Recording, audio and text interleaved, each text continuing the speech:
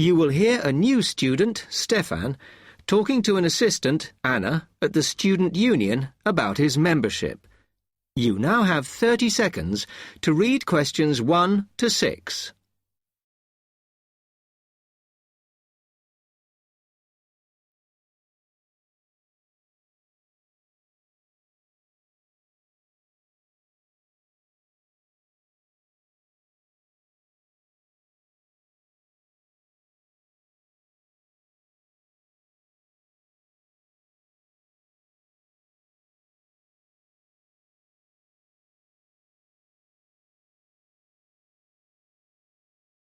Hi, can I help you? Yeah, I hope so. This is the first time I've been down to the union. I'm a new international student, and I just wondered what to do. Oh, right. Well, normally we ask international students to fill out this form, and we put your details on the wall by reception. Then other students can contact you. It's a way for everybody to get to know each other. It can be a bit lonely otherwise. Oh, I see. What's your name? I'm Anna, by the way. It's Stefan Unger. OK, well, just write that there, next to name, and then fill in the rest. Right. What does it mean, degree program? Oh, just if you are an undergraduate or a postgraduate. Or maybe you're just here for a short course? I'm a postgraduate. Do I need to say what in? Not really. It's too much detail. But you should put your department, so people who have the same interests or problems as you can get in touch. So I'm studying marine construction, so for department, do I put down the science faculty then? Just your actual department. That must be engineering, no? Oh, I see, yes. Then if you list what you like doing in your free time, not that we ever get any when we're studying, and maybe you can meet up with someone socially, or to join a club or something. Well, I like lots of things. Shall I just list them? My advice is to just put 1 or 2, like football and films or whatever. Otherwise you'll get so many invitations you won't get any time to work. OK. I think I'll just list computer games, as that's my big interest. Oh. I haven't played football for ages. I may start to play once I get settled. Now, let's see. Next thing is languages. Yes, we find many of the international students get a bit tired of speaking English all the time. Sometimes they like to speak to someone in their own language. It's up to you. That is a good idea. I presume I don't need to put English down. Oh, no. I put Italian and French. I can only speak German, my mother tongue. OK, well, that's fine. Just put that. What does accommodation mean? Is that my address? We're trying to find similarities between people, and some people live in hall, some are in flats, some are in bedsits. So it helps if you say.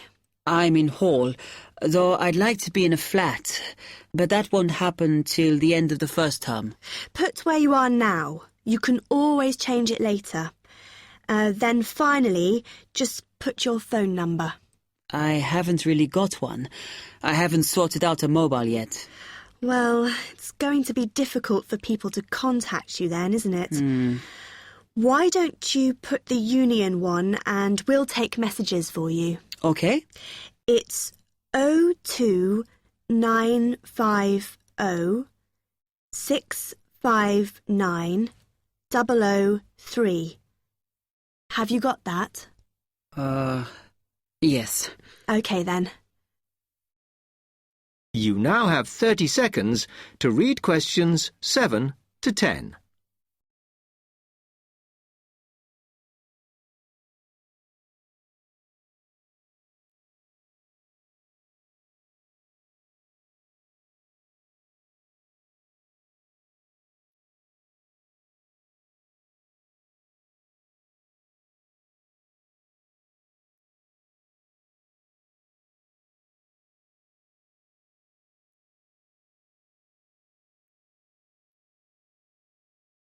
Oh, I had a couple more questions about the services you've got here. It says there's a photocopier here. Yes, you need to get a card from the shop, and then it's available to all students in the mornings. The union uses it after 1 p.m. Okay. I see also the union organises loads of events.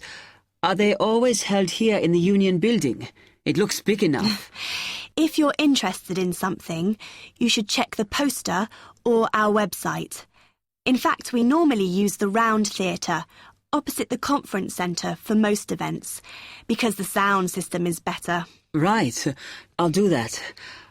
Also, I wanted to hire a van. Can I do that through you? No. You need to present a case, really. They're not just available for hire to anyone.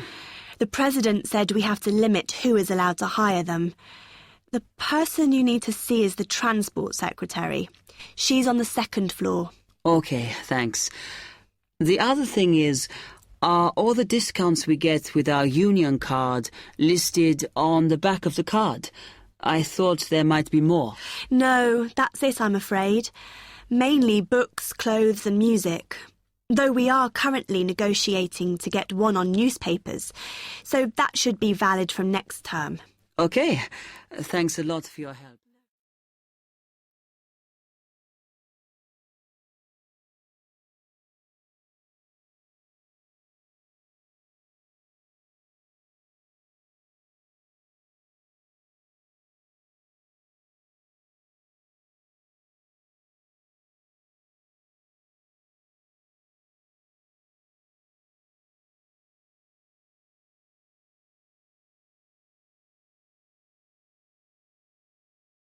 Test 2, Section 2. You will hear a library assistant talking about the library she works in. You now have 30 seconds to read questions 11 to 15.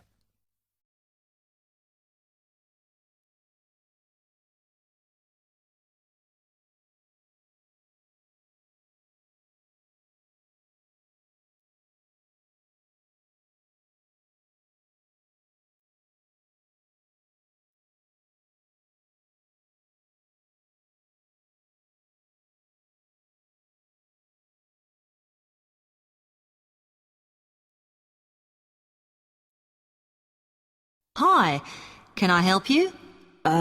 Yes. I wanted to join the library. Okay. First of all, let me show you round the library and explain a few things for you. Okay, now we're here at the main entrance. You can see the reception, which is where you bring back and take out books. And also, we can order books and answer your questions there. Next to the reception, where you can see those old desks, is where we keep the magazines, because you can sit down and read there. They're divided into sections for sciences, geography, arts, etc. Then, at the back of the library, you can see the section for old books. Next to that is where the books proper start. That used to be the science section, but now on those shelves you'll find the art section. We had a big reorganisation in the summer, which I think has made it clearer. The numbering is standard, so you should be able to find what you want quite easily. However, if you can't find something, it probably means it's been borrowed. Okay, then in the corner next to the reference section is where we thought it was quietest and away from the phones and printers and things, so we've put the study desks there. They all have computer access if you need it for your laptop. We do ask that you don't just read magazines there, though. Okay, then there's the reference section, where you can look up the files. Then, as we come back to the main entrance, is the next section, where we used to have the languages. It got very busy and noisy, so when we moved everything round, we decided to put the law books here. Also, because it's a smaller section, it fits quite well here. OK then, we're back at the main entrance. Over there, by reception, there's a door that goes to the extension. And we have further sections, such as languages and study desks through there. So you could have a look round when we've finished. Then, just between reception and the door here, is where we decided to put the computers. But the computer magazines are in the magazine section, as we found too many went missing here. OK, is that everything? You now have 30 seconds to read questions 16 to 20.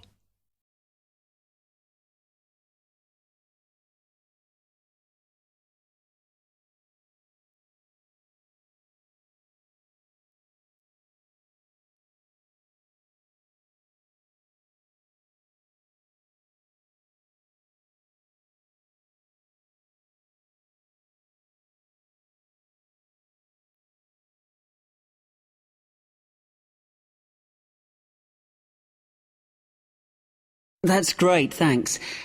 Can you just tell me a bit about borrowing and the rules and whatever? Of course. Over the last 2 months, we've been introducing a new system for this, and you can now take books out for 6 weeks. That's generally enough for most people. We usually get books back within 30 days. Of course, you may decide to renew the period. You used to have to come in to get the book stamped because we don't like doing it over the phone, as there's no record of it. But now you can do all that via email. Oh. If you do forget to renew, then we do make a charge, I'm afraid. That helps our costs, of course, but we do insist on it. The good news is that there is only one charge. I know some libraries charge £1 for 1 week and then it goes up with each week it's late. We ask for £1.50 as we think that's high enough to stop people being overdue. The other thing you may want to know is what you do about books that are not on the shelves. We do have a system for reserving them. All you have to do is fill in a yellow form behind those blue ones on the desk and give it to someone at reception. We'll let you know when it comes in. Also, sometimes you will need a journal article that we don't have but can get from other libraries. So we offer an ordering service if you need it. Now, if you'd like to fill in this form here.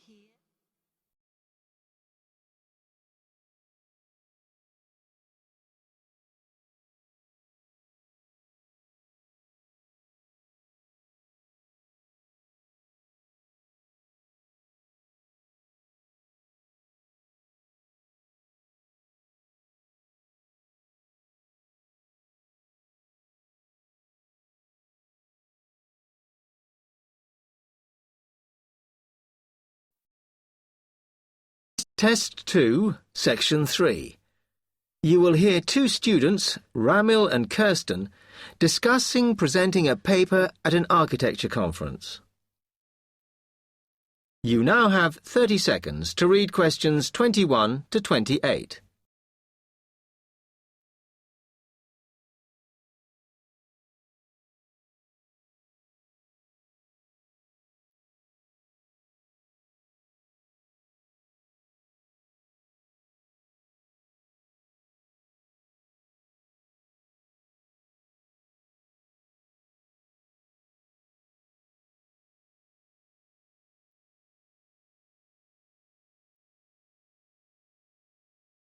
Hi, Kirsten.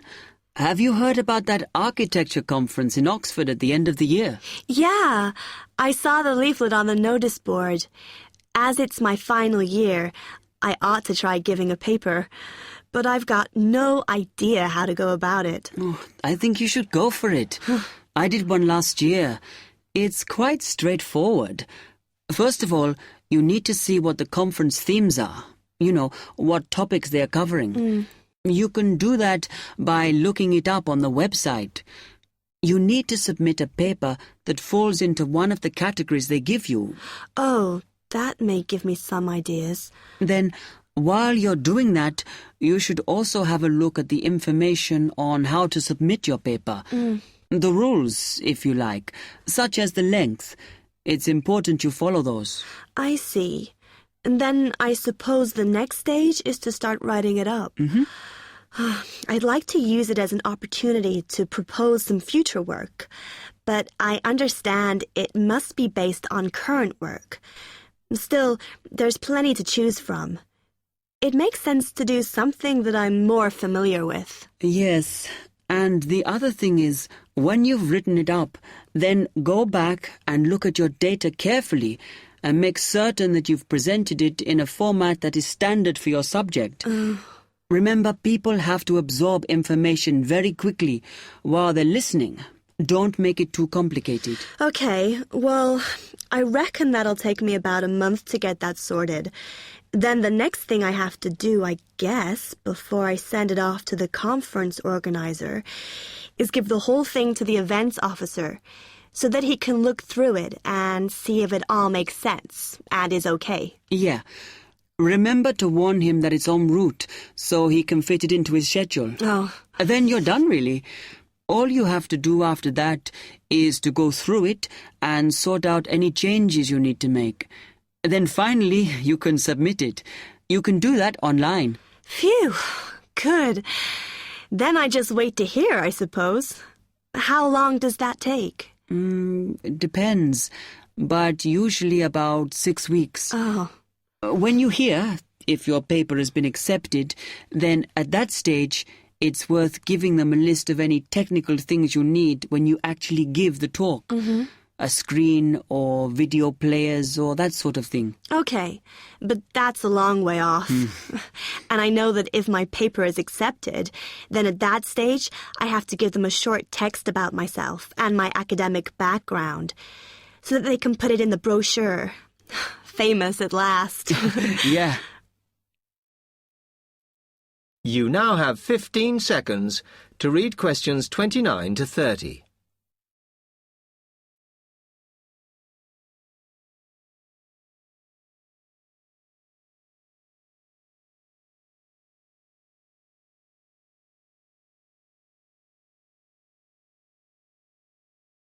Right, well, I've got to get a couple of things sorted if I'm going to get this paper completed. Have you got enough data? Possibly. I'd like to reinforce some of it, though, so I thought I'd send out some more questionnaires. I was looking at that thesis that Angela wrote last year, and she said you need a sample of over 100 to be sure of your results. I think some of this year's postgraduates are doing some of the same stuff as you on buildings. Why don't you talk to them? I'll end up getting confused. It would be more useful for me to actually go out to that site by the rail bridge to see how they're building the new factory. Oh. I managed to get hold of Professor Barnett at London University, and he said I should go out and take pictures. I'm pretty busy, but I'll have to make time. Anyway, what about you? What are your plans?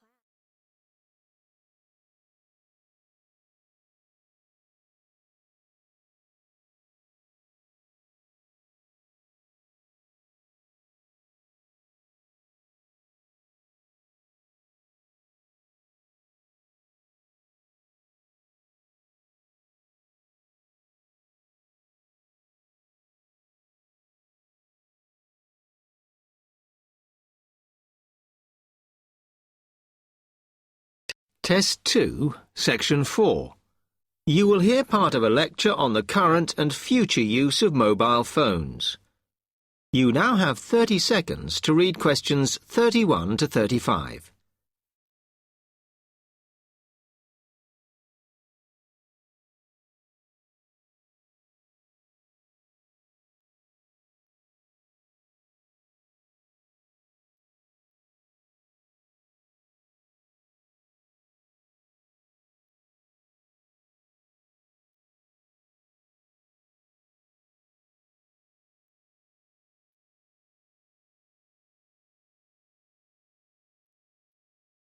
Okay, now today we're looking at changes in communication.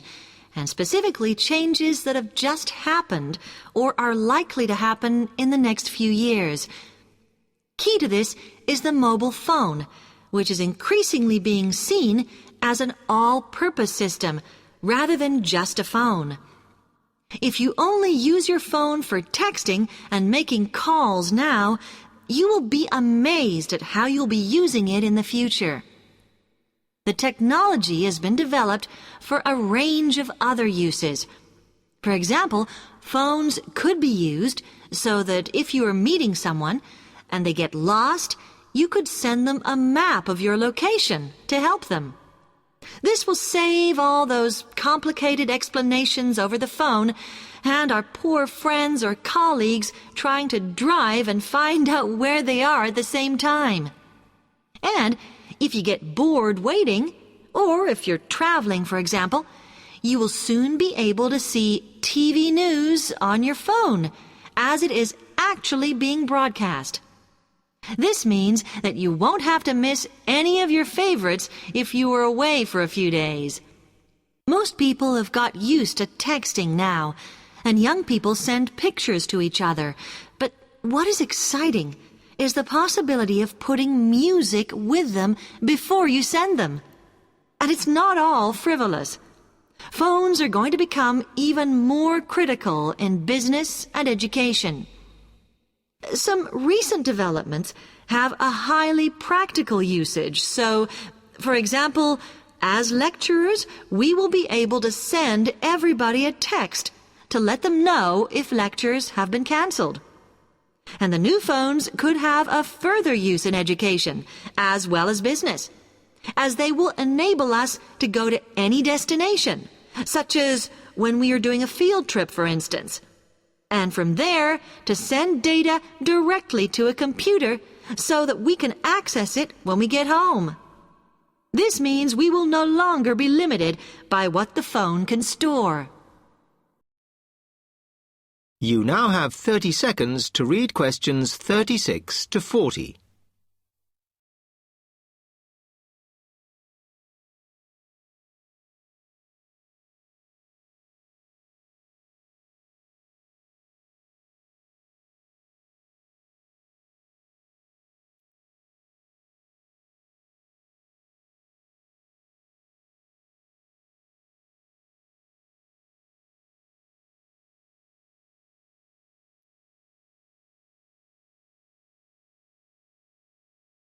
And it's interesting to look at the different ways that men and women use phones now, as that does affect how the technology will develop.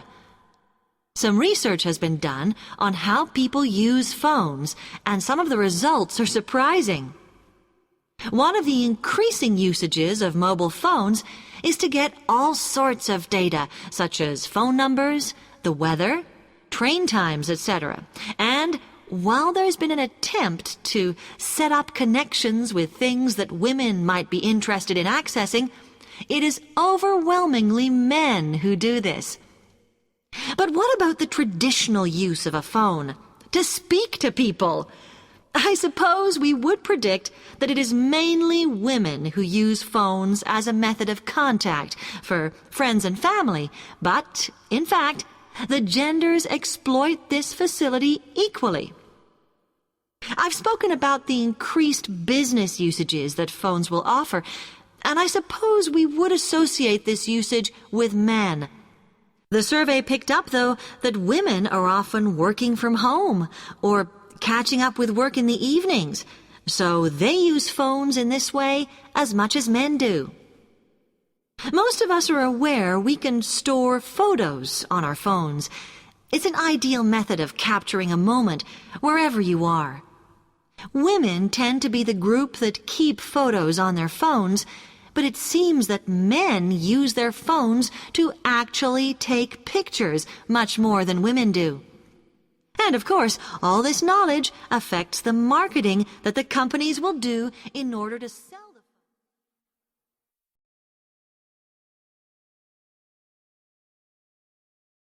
phone.